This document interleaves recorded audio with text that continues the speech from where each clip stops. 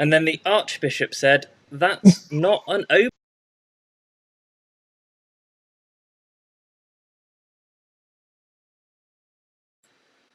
We're live. Hang on a second. There we go. Yes. Hey, everyone. Hello, everybody. Hopefully you can see us. Hopefully you can hear us. If you want to give us a wave and just let us know that things are about right, volume's about right, faces are as good as they will get, Hey. that would be wonderful. Hello, money maker. everybody. Look what we've got. We've got Cheryl already. Now we can't hear you. Okay. That's not a good start. Is that still true? Now we can hear you. All right. We're back and we're there and we're gone and we're back. All right. Hello, everybody. Hello, Kenneth, Saz, Cheryl, and Rob so far. We're all good. Thank you so much, Cheryl. You are already our favourite fan for helping us be sound tech. So, welcome back. As you can see, we've got Skype working. Sort of, as we'll find out in a minute. We have myself and Graeme. We are now obviously quarantined, so we are no longer able to take photos of each other. People are saying, okay, Amin's back, the winner of the joke last time. He's already ramping up. We can hear you, but not sure about the faces. So, brilliant. We're off on the same roll. Awesome. Rude. Guys. Apparently, also, I've worked out, I've done a few things since last Sunday with the tech. Graeme can't see anything on the screen, by the way, which is fantastic. It means we can do loads of great stuff. But also apparently sound effects. Say whatever you want. If anything is going a bit rubbish, I can apparently play applause and everyone will sound as though it's going really well, which might be necessary.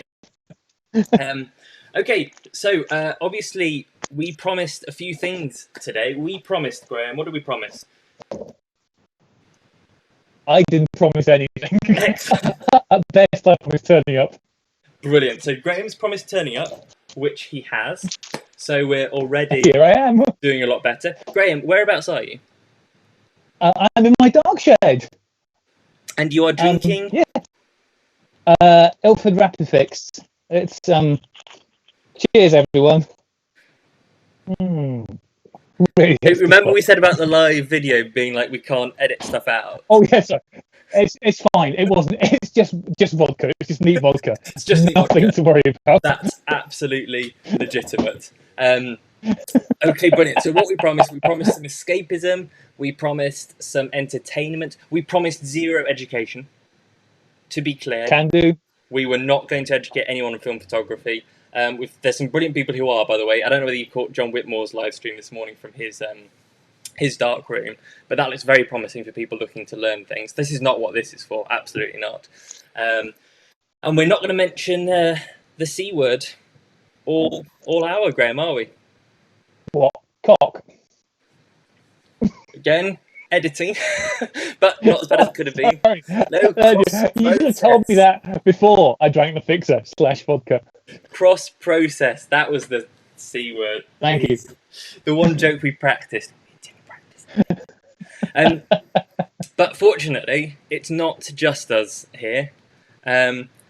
We actually have somebody else. We have somebody else who is a week behind us in the technical sort of field, because we seem to have worked out Skype a little bit. Andy Church from Kodak. For a man who makes his living in imaging, he hasn't got his video to work. But he is here. Andy, can you hear us? Are you there? Pregnant pause. No, I can't hear you, Paul. Brilliant. Andy's made it. His webcam has not. But that's fine, because it's a shame, because he's got the most beautiful face. Exactly, yes. You're too kind. The real concern. Too much vodka. He drank a lot of vodka. He didn't have time for makeup, and here we go. Oh, John's here. Hello, John. Well, lovely to see you. So what we're going to do is we've got Andy for an hour, which is brilliant. We're not going to do 3 hours this time. We thought that was a bit much. Worded at the time, but not as a weekly thing. I've got Andy from Kodak here. We're going to spend some time with him, asking him your questions. You've already sent me some. Please drop any more in the comments as we go. and we'll weave them in. Feel free to blindside in with really tough stuff. As I say, I've made some notes already on buckets of what we do. We're then going to go through the winners of the competition that we did, the think outside the box speed that we did. It feels like a while ago. We were meant to film this and record it at the photography show, so that didn't happen. But we'll do that, and then we've got something else, don't we? Which we haven't told Andy about. Graeme, do you want to tell him what it is now? Well, I mean, Andy has less to be worried about than he perhaps should have done. But we've got some questions for you, Andy, because you're the big man at Kodak, Kodak Alaris. So we've got some questions to test your Kodak knowledge. It was going to be 10 questions to test Andy Church, but I only had 10 minutes, so it's more like 6 questions. So So the new segment is how well do you know Kodak, Andy Church? Yeah. Oh, this would be interesting. Yeah. So I feel like Boris on that American talk show a couple of years ago. And we will be forwarding the responses on to your employers so that, you know. Yes, also, by the way, cheers to everyone. Cheers to everyone who is hopefully relaxing after a busy day, one way or another. And just remember, everyone, health and safety. Graeme is drinking vodka, not Fixer. That's absolutely legitimate. Hey, the night is young. All right, then. So at least I know exactly how much. Andy, we're going to start with some questions, if that's all right, from the group. Let's start with the most obvious one, the one you get all the time. Now, obviously, things are changing very fast for companies financially, logistically. People were dying to know whether any films are on the horizon. Now, before we go straight into the Kodak Chrome isn't coming back, get over it. It's worth saying that the things that people seem to be asking about was there seems to be a concern over colour film, I think, accessible colour film. We've seen Fuji announce industrials on its way out. There's rumours about C200. Ilford are obviously very healthy, but they are predominantly black and white. So people are worried about accessible colour film, including 120. Predominantly. You what say? Predominantly black and white. They do a bit of colour stuff, but yeah, Ilford Chrome. We keep Only with crayons. So people are talking about colour film. Is there going to be Colour Plus medium format, Supra, high-speed colour was something else that people said. In fact, someone's already mentioned, I think, in the comments. And obviously Kodachrome, Kodachrome, Kodachrome, Kodachrome, and Kodachrome. So, open question. What's Kodak got on the horizon? What are the plans? Okay, here we go. All right, let's start with the easy answer, which is Kodachrome. I don't think Kodachrome will ever come back. Very complex film, very unique, complex process. The chances of bringing that back are next to zero. I have mentioned before, we are looking at bringing back a film type. There's not much, but at the moment, I would say, I think you're all well aware that our colour film supply we've had issues with. We've had issues with increasing the volume to the level that we need to. So I think the main focus really now is upscaling film production when we can meet demand for everybody, no supply issues. So that's really what we're focusing on at the moment. I think once we've got through that, then we'll start to look at what other films we could bring back, or even design or change or put in different formats. Very happy to hear anybody's requests or ideas. It's really interesting to know what people would like to see. So, and those, they are certainly pay a lot of attention to those. One sec, sorry. One sec, Andy. Guides in which direction we go. Andy, sorry, one sec. We're saying sound is breaking up really badly. Sounds like the sound is not coming through very well from you. Oh, okay. So it's very crackly, even to me, actually. Sounds lovely to me, Andy. Oh. Sorry, 1 second. So, okay. So, yeah. Let me just try and make sure that works. Yeah, people. I think there must be a bit of a lag between the comments because there's a lot of people now mentioning it. So, guys on the comments? People are being very helpful, saying you need to wave your phone around, and someone saying it must be a Kodak level broadcast, which is a bit rude. So let's have a look. Headphones my most powerful headphones hardwired to my laptop, foolproof. I would still have hoped for, but obviously not. You were breaking up even there for me, Andy. Sorry, 1 second, guys. This was Yeah. this was going this was going too well. Hang on, let's see if there's anything. Well, no, it's getting really bad when I start moving to the tubes. We're just gonna keep. Better than the last one. Yeah, get that one too. Yeah, that one too. Yeah, got that one. Many faces of Paul's dismay. I think he's trying to do this using like an iPad Pro or something. I just don't think it has the horsepower to handle all of it. Yeah, you're right. It's trying to take in his video and process our video, and Hang on, we might be back. A lovely idea, wasn't it? It was a lovely idea. It was a really, really nice idea. Oh, sound. I sat down with. Well, I tried to sit down with my laptop and went, okay, the laptop's just not going to work. So that's why I'm just using my phone. But obviously, I only have to. I'm just an input stream into all this. So using the phone. I think Graeme, easy, you're and I was by able to yourself mount. now. I was able to mount my phone. I've got the best jury rig system. So I've got an angle poise lamp. Graeme, you're on, by the and way. a car phone holder. Graeme? And that's how my phone's being held in place. And it works. And it fucking works, yeah, exactly. I was looking Graeme, at you're on. these desk-mounted phone holders on Amazon. They're only 40, but I can get one of those. I've got a fucking angle poised lamp I'm about to throw in the bin. That's cheaper than 14 quid. We're back. You were saying that Rochester, they've got to close down now, have they? So they were instructed to close down. They asked for dispensation.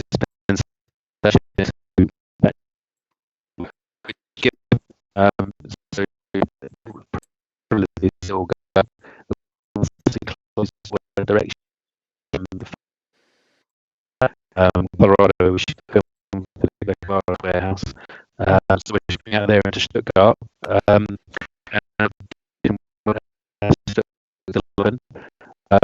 I don't know.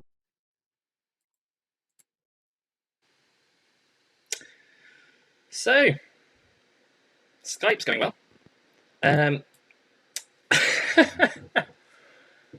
Everything's gone absolutely swimmingly, which is lovely. So I think people can now hear me, hopefully.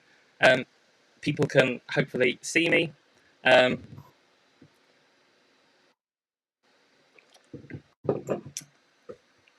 So now I think I'm just drinking by myself with you guys, obviously. So let me know in the comments what we have. So I think this means yes. Okay, all right then. So there's me. That's good news. There are. So Skype seems to be the problem. Okay, everyone else disappeared. All right then. It was all going so well. It was all going so well. I am a little stressed, Lizzie. I am a little stressed, but nothing that some side won't do. All right then. There's me. There's sound. There's absolutely nobody else. What I'm going to do is I'm going to try Skype one more time, and I'm just going to pull in Andy with no video, with no Graeme. I'm going to go from there. If that doesn't work, we will improvise and do something else. So let's try this first. And if that doesn't work, we'll just have some kind of drinking game. Right, let's phone in Andy. Yeah, the reason that the cider keeps refilling is because I've actually got hands that I'm just going with at the moment. There's definitely some kind of bandwidth issues. Hey, Andy's not answering. Right, 1 sec. 1 second.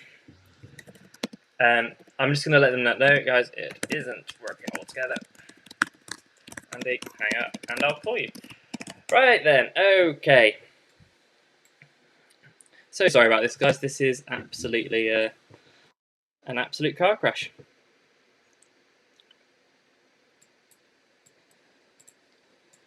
So.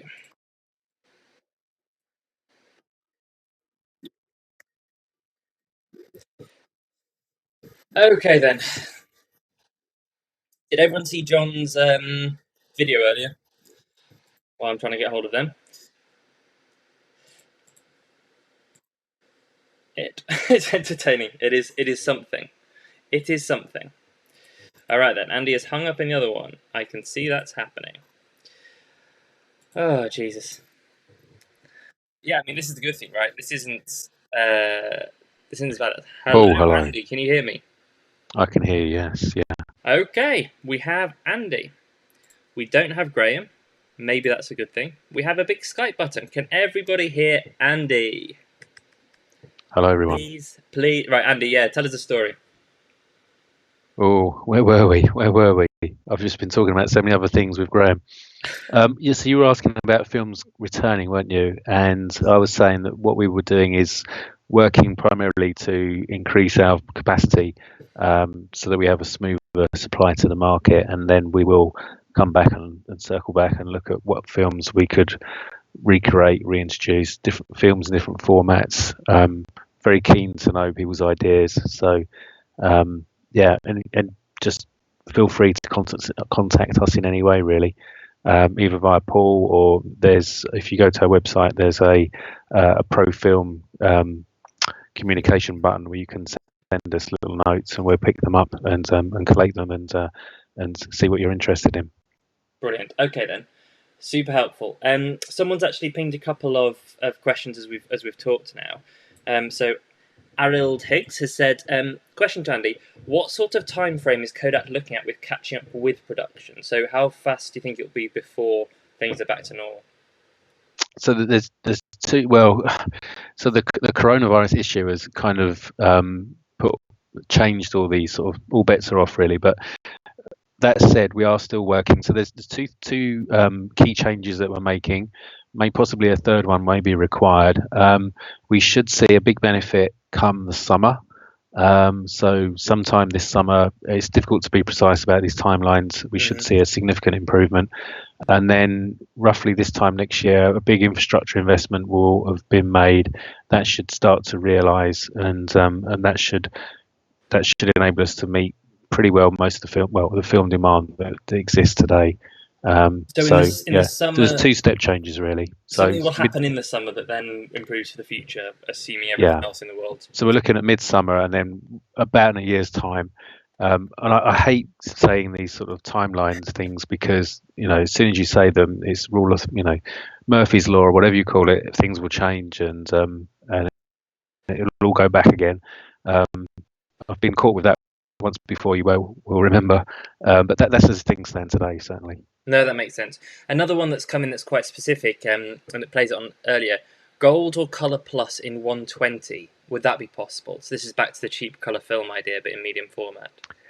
Yeah, so really, so Gold and Colour Plus are consumer films, and 120 is a pro format. So there's a contradiction there, really.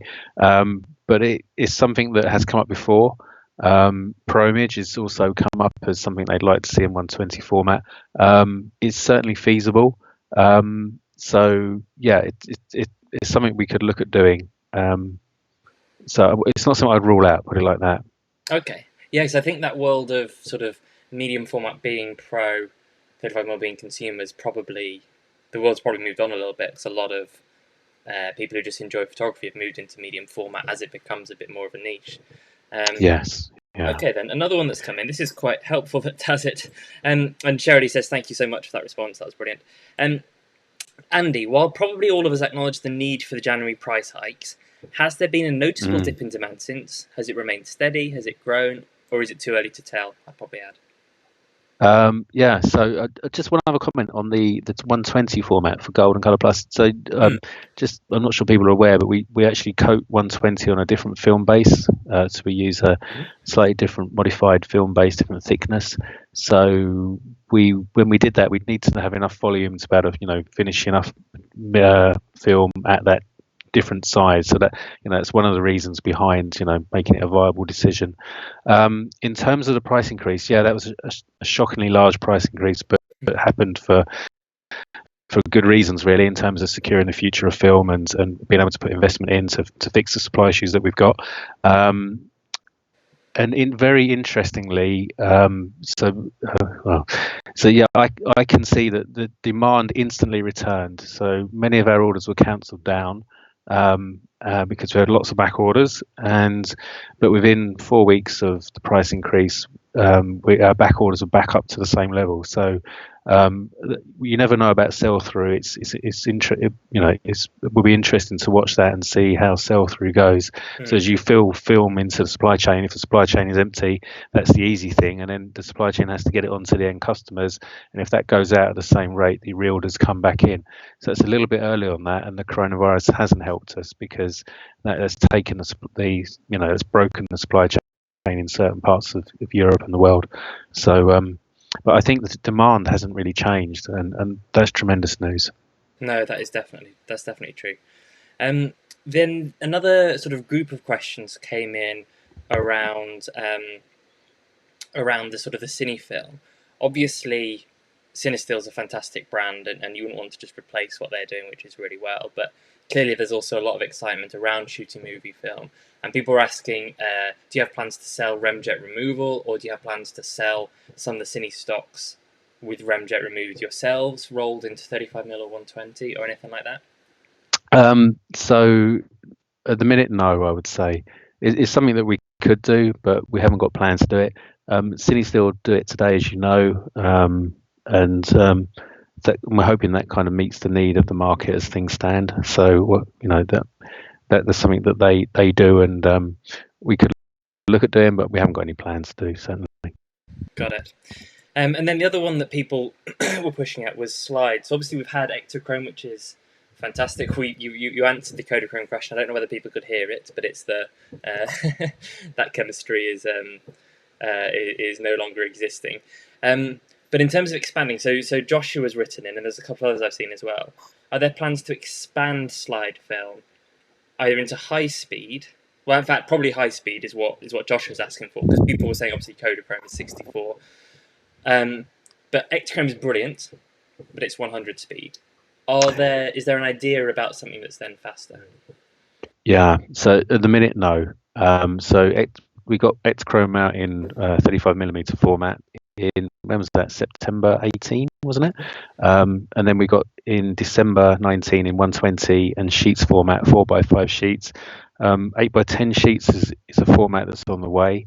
I think it's something we'd like to do, but we haven't got any active plans at the moment to do any slide film in different formats or color reversal film in different speeds. But I think it's well recognised that that's something, maybe even something with higher contrast even, or something with different speed, or options that we could go for that we've had previously. But I think, it'd be good to get the current E100 settling into the market, and then I think once we've got through, as I said, supply chain things, we'd start to think again. But I think definitely there's an interest in it. Yeah, no, definitely, and Ektachrome. Well, I mean, we always joke in the community about how the fact that whenever a film's announced, everyone gets excited for 24 hours, then spends the next 24 hours saying that they wish it was a different film, Yes, and then they remember and get excited again. So I know Ektachrome is still very new, and a lot of people haven't shot it yet. But it's interesting. I mean, people have also asked, is there still R&D going on at the moment, or is it all on hold until? Is everyone basically within that sort of R&D or logistics side just working on production, or are other people still thinking about what's the next one? I think there's always little things going on, but the primary focus definitely is increasing production and getting those issues fixed, really. Mm-hmm. I think what I would say on the Ektachrome E100 is I'm really, really pleased with the quality.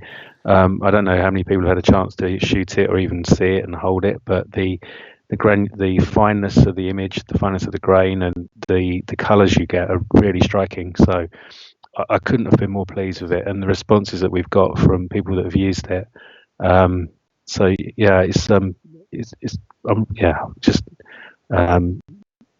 Be happy and use what's available at the moment, I think, is probably the message. No, that's fine. And I mean, we obviously talk about this kind of thing all the time, and I know that as much as I would always want a new film for myself and for people, the biggest business difference is just making sure that things are in stock all the time, that would generate more sales and more people shooting film than having something new and shiny if Colour Plus isn't there. A couple of questions have come in actually that's a bit more about you and photography. So I know obviously a bit of your background. The simplest one, let's start with from Mel. What is Andy's favourite Kodak film? And you can answer that however you wish, whether it's shooting, whether it's branding, whether it's just one you have a personal connection with. Oh, okay. So I shot lots and lots of consumer film in my earlier years, and so I'm a big fan of gold. More recently, I quite like Portrait 400 is one of my go-to films, but I think that's almost been overrun now by E100. So I was denied a skiing holiday this year. I was really looking forward to taking a camera away up into the French mountains. That didn't happen, and that would have been the film I'd have had in my camera. And what camera does the European sales director for Kodak Alaris take with him on skiing? Oh, okay. I've got a little selection of cameras. Says everyone who's ever shot film. Yep. Yeah. So, and I'm very lucky that there's a pool of cameras at work, so I do have a selection really. So, yeah, I wouldn't say which one is my favourite. You have a pool of cameras. So that's just I'm imagining like a big warehouse that just has every film camera ever, and there's like somebody in charge of signing in and out. One of a million, is that right, or is it? That's probably more like Charlie's shed than my real world. I have a small cabinet with some cameras in it. So I used to have a lot more cameras, but when we moved from Harrow to Hemel, a lot of that sort of was handed on. Is probably the way to put it. So a couple of questions come in sort of at the same amount of time that are about the sort of the infrastructure around things. Is that, the slide film's brilliant and it's a great example. What about scanners? What about projectors? Because Noritsu have stopped making scanners, we know that. So labs are always a bit on the back foot. Projectors, I don't know. I haven't seen a projector new since they stopped doing overhead projectors in school. Like, is there anything there that you guys look at and say, the best way to grow Ektachrome and to prepare for a fast slide film would actually now be helping people with scanning or helping people with projectors, anything like that? Yeah, you're absolutely right. But what I would say is we sort of Kodak as a company went in and out of processing equipment, scanning equipment over many years, and some years ago now stopped producing that sort of thing. So we're less of an electronics company. There's other companies now that are very good at doing that and kind of meeting the needs of the market. That said, there's not that many film scanner producers these days. But we're not doing anything like that, I'm afraid. It would be a lovely thing to do, but not at the moment. What about cameras? Cameras is on my wish list. So I would love to bring back a camera, and there's a number of choices that I would have in different formats. But again, that's still nothing that's actively going on at the moment. Okay. So there's obviously someone's asked a question about Super 8 films. So obviously there's a slight difference here because Kodak Eastman produce films, you guys sell the stills. Do you wish that you were in the cine film market? Do you see that as a part that's growing? Do your colleagues over at Eastman give any insight into how that sort of market's growing and whether they're looking at new films there? Because obviously if they introduce new films as well, whether it then goes via Sinister, whether it comes to Alaris, those options are then sort of a bonus to the world. Yeah, I don't know if they're designing any new cine films. I know that the market is quite strong at the moment for shooting films. Films are being made on film, which is a real positive for the industry as a whole. Yep. But in terms of development work, I wouldn't know about that. Okay, no, that's fine. Yeah, there's just be very clear. Really, there is a clear division. So Eastman, Kodak make the films. A market still film. They sell a market movie film. So yeah, there's a distinct line which we move to market with. Yes, and is legally bound up in contracts as well. I know. Is there anything? And this feels like quite an out there question, but a couple of people pinged about instant film, and obviously Instax has done a great job. Polaroid is now more established. I think there was some news today about them. Would Kodak ever look at trying to either create their own system or creating film for somebody else's system, or is that something that's just not there? Because Instax some is sort now of the biggest capture, analog. image capture media. Not Yeah. even sure you'd call it film, but there's certainly no plans to do that. I'm not sure how much you know about the history of this, but Kodak did bring out an instant film capture camera and media once upon a time, when Polaroid were the big players in the market. Yeah. And that didn't work out particularly well for us at that time. So I think we'd be quite careful about doing something like that. So there's patents and all things that prevent you from doing certain things. No, I guess it makes sense. Fuji don't want anyone else creating the film that fits into theirs, and for Polaroid as well, they've worked hard to. Yeah. Okay, fantastic. Well, I mean, that's been brilliant. Thank you. What we'll do, I think, is if we can go through. I think Graeme's a lost cause, bless him, for this and also in life. Hang on a minute, I forgot to do the applause. When things were going wrong, we'd just do applause to make it good. There we go. It's all going to plan. Brilliant. What we'll do then is, shall we go through the competition? Because we had... Yes, yeah, let's do that. Let's have a look. So we always knew it was going to be a bit of a jump between finishing the competition at the start of Feb and announcing the winners at the photography show. That was obviously a couple of weeks ago. So it's been a while. Let's remind ourselves. So we said in January and February it was about shooting, thinking outside the box speed was what we're talking about, and encouraging people to use T-Max under various different, pushing it, pulling it, really testing its limits. And we saw hundreds of people submit photos with some great images. Now, you pulled up 5 for us. Now, we didn't actually say when we announced it, typical, how many winners, what the prizes would be. Do you have an idea now, or have you got 5 and you're still going to check in your store cupboard of fun what people get? Yeah, so we'll probably do a bespoke prize based on the position. I'll probably send something to everybody in the top 5. Okay. So starting slightly smaller and then getting a little bit bigger. So I'll probably ask the individual what they'd like to receive, and then hopefully fulfill their needs. Well, I'm about to say, after this conversation, you'll get people saying Kodachrome, Ektachrome 1600. Within the boundaries of possibilities. And Colour Plus in 4x5. But yes, absolutely. Okay, then, brilliant. Well, what we're going to do now, I hate to promise anyone something fancy after the escapades of the last half hour, but we're going to try and switch directly to the number 5. So I'm going to pull it up on the screen. Andy, you're not going to see it because you're a big blue Skype blob, but hopefully you know which one I'm talking about. Yeah. So pull up number 5, and there we go. And number 5, which is Katie McClintock, shot T-Max 100, pushed 2 stops. And what did you like about this photo? So I'm guessing Katie's in Australia, and I guess this is a construction in Australia. So what I particularly like about this is that one of the big challenges when you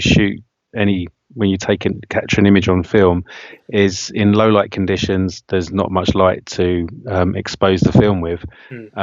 So having so being able to capture something in a low light environment and do it with clarity and do it with sharpness, I think speaks volumes. So, and this is just a really interesting shot.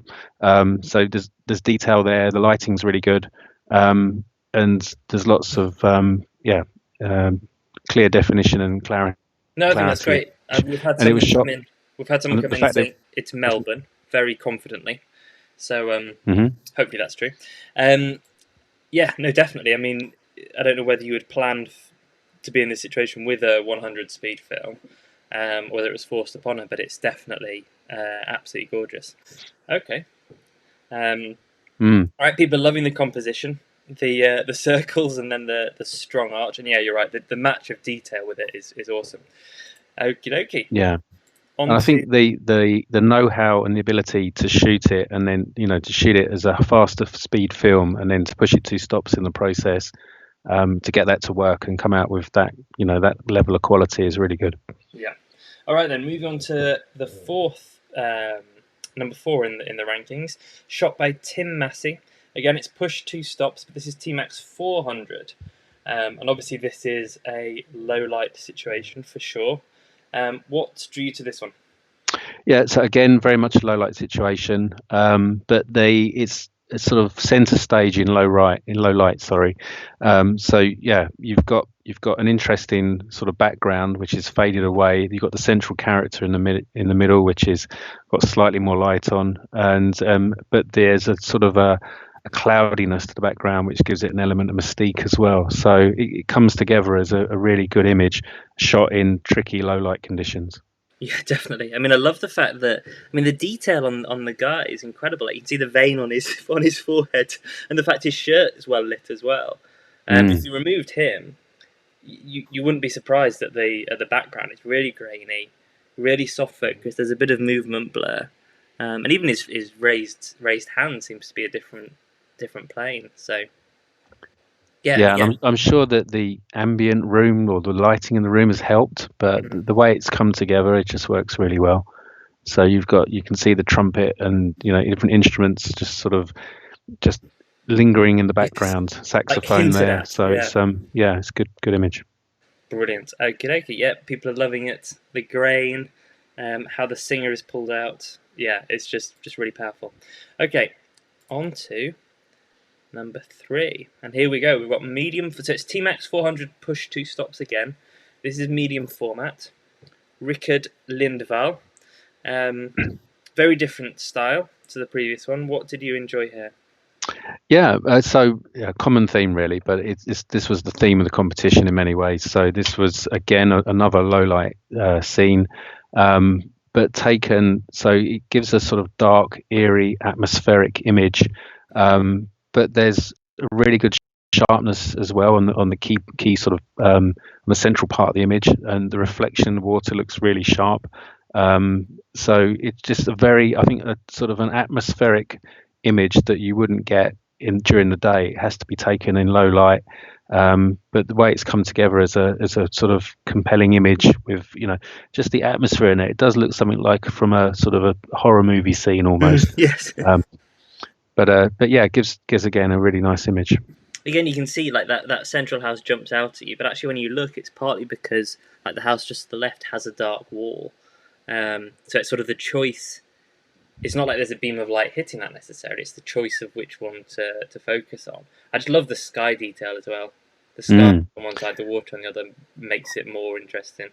I think there's snow conditions as well, so which again helps light bounce around and gives different effects. But yeah, the shadows are very open. It's opened up a lot of the image. And yeah, the way the sky is just creates that very sort of dark atmospheric with the buildings looking very bright as well. So yeah, interesting. Brilliant. Okie dokes. So the runner-up, and here we go. So it's a portrait, definitely. Thomas. What can I say? A great portrait. Exactly. So we need is a Tetley tea or something. I'm not. So a chimpanzee. I'm guessing that's the right term. But very just off center. So typical sort of placed 2/3 across the whole image. Very much in focus, and the background very much out of focus, and looking very soft, which just keeps the eye focused on the sort of the centerpiece, which is the chimpanzee. So it works really well. He looks poised perfectly. So looks slightly concerned and very interested in something. Not interested in having his focus taken, that's for sure. But yeah, it comes across really well for me. Yeah, no, definitely. I mean, this is just such a brilliant wildlife photograph. I think you're right. The composition, the balance across it, the blurred background, and then also the catchlight in the eyes. Like, if you don't have those little pinpricks of light, I think the entire photo would fail. But that's really strong. Got people in the comments saying it's a really nice animal portrait, or is it Graeme? Is that a shot of Graeme? This is good. Depends how much Fixer he's drunk so far. Exactly. Who knows? Glyn has said Dad, which is quite funny as well. Shot at box speed, so T-Max 400. So we said it was about sort of think outside the box speed, but also at the same time have fun playing around with it as long as you understand sort of where it's coming from. Okay, then, no, really nice, and you can see as well the tones of the blacks all the way through to the whites there. That's a really well balanced photograph. Okay, are we ready? The winner, the grand prize winner of Think Outside the Box Speed, and it goes to Nasir Hamid. Now, he's actually gone with Tri-X rather than T-Max, which I did ask you about. Is that all right? And you went, yeah, mate, it's fine. It's Kodak. I mean, it is an incredible photo. Talk us through it, and then we can try and dissect it a little bit. Okay, so film selected was Tri-X 400 speed film. It was pushed one stop, so shot at 800 speed, and obviously done really well in terms of getting the processing right, because Tri-X is a naturally grainy film, and that gives it a lot of personality and character in general.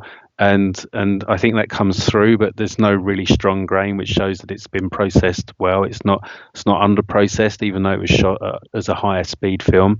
And then it very much is an action image which has been paused at one very short moment in time. So you can see that wherever that is, dust or chalk dust or whatever it is being thrown at some sort of protest at the lady who seems to be unsuspecting of it coming her way, but it hangs in the air. So there's lots of movement in the image, but you can't see any of that. Everything is sharp, and so it's a very much a still image the way it's captured. So it's a clever thing to be able to do, I think. Yeah, I mean, when you sent this through, and I obviously saw everything come in, but I didn't catch everything that went through. And you sent this one through. I looked at it for ages, being like, this doesn't make sense, because this looks like someone's just found a photo and scanned it, rather than taking it themselves. And we've got people guessing. Yes, exactly. So there is, in fact, you can spot the mic boom at the top, which gives the game away. This is actually from a film. So Nasir wrote in and said, I think it's being filmed around Oxford. It's from a historical film. I think it's called Endeavour. It might not be out yet. And I don't know whether Nasir is an extra in the film and allowed to. There we go. Dave Walker's done it. Nasir shoots behind the scenes of filming of Endeavour in Oxford, set in the 70s. There we go. Well done, Dave Walker. Absolutely nailed it. So this is a shot from behind the scenes. I'm not sure what Nasir's role is within it. Hopefully he's not meant to be doing something important like catching that flower. But yeah, this is actually a still from a film. So it's a brilliant idea, because it's made me stare at it for ages. Now, that aside, sort of that novelty aside, that's amazing, because that's the moment that he's caught. And it's using Tri-X +1 to speed it up to catch the action, and then the timing of the space. It's a brilliant moment in time. Yeah, absolutely. It's retains a lot of detail, but it's soft as well. So there's a lot of sharpness in there. Looking at the boots, the shoes, the clothing, just the sort of people's faces. Looks like it wasn't the first take. There's plenty of powder on the floor, but so maybe there was some chances to get everything set up before that. But I think it all came together really well. So hats off. Well, congratulations, Nasir Hamid. In fact, congratulations to everyone in the top 5. Everyone who entered. It was a fantastic competition. So. We looked through a lot of photographs, and Andy's went through every single one to find that. And I think the first shortlist he sent me was 11. It's like, right, we need to cut this down even more just to get it enough to be able to film. So unbelievable quality.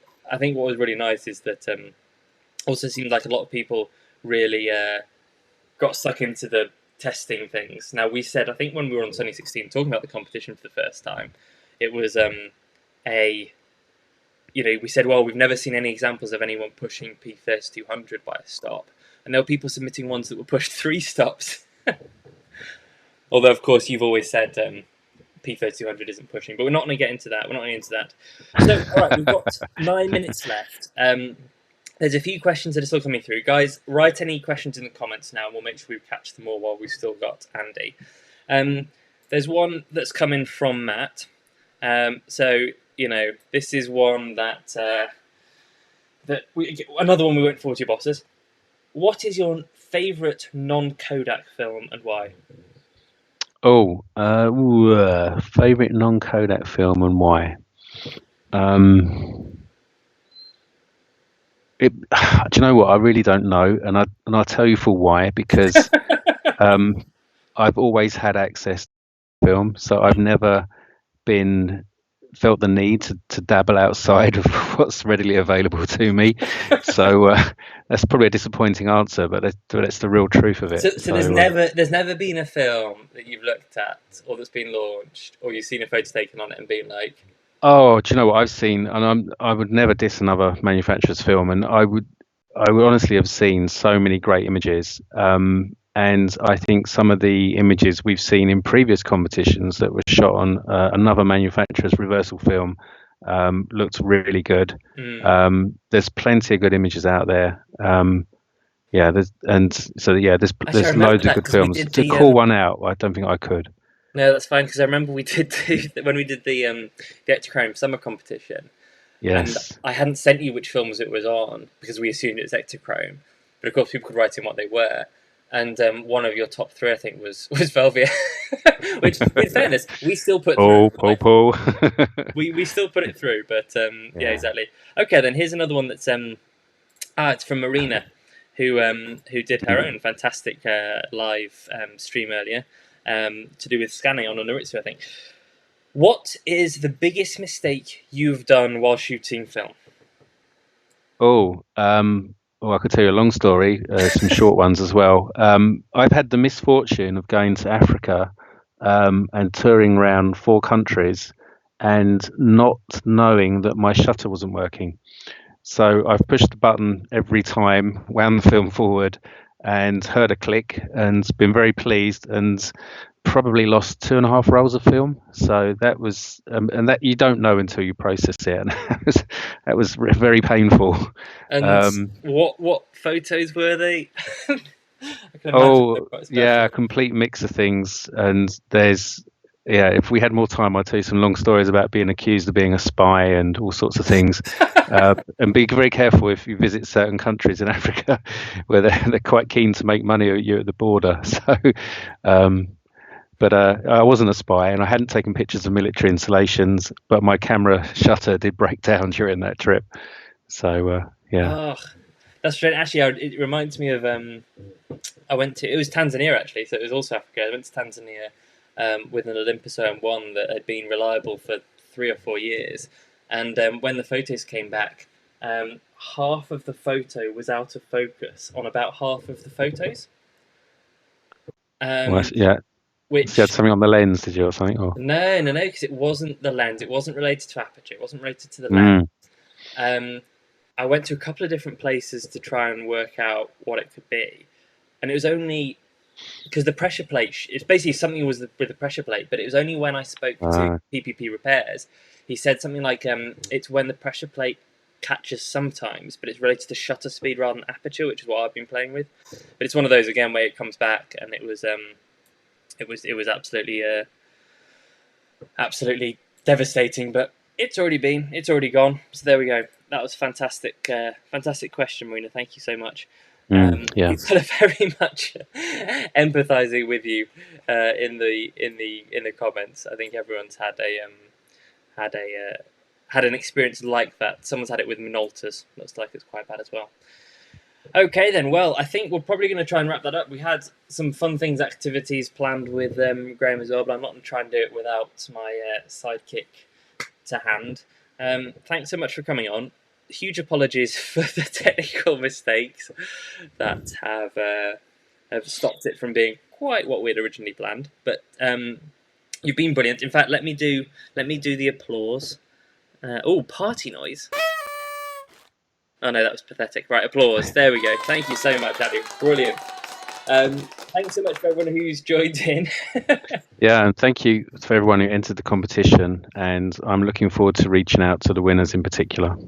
Yes. So what we'll do is I'll share with you the email address of the winners. You'll reach out to them and ask for any preferences, and then they should have some lovely Kodak film, assuming that logistics and film and office and everything can line up as planned.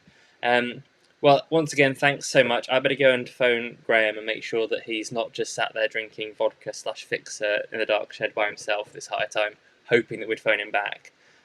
Although that would be quite funny. If he has been doing that and he's now absolutely hammered, we'll just do a live stream just of that, I think. Other than that, thanks so much as well, Andy, for taking everyone's questions. I threw them at you with no prep, absolutely. To everyone else, the plan here is that Graeme and I do this every week between 8 and 9 while things are going on, giving us a little bit of escape, something fun to do. Clearly, there's been some technical hiccups, which again, very sorry for. We will slowly work things out as we go. But on that note, I will leave up the first prize so everyone can enjoy that. Again, brilliant moment. Thanks so much, guys, and we will see you soon.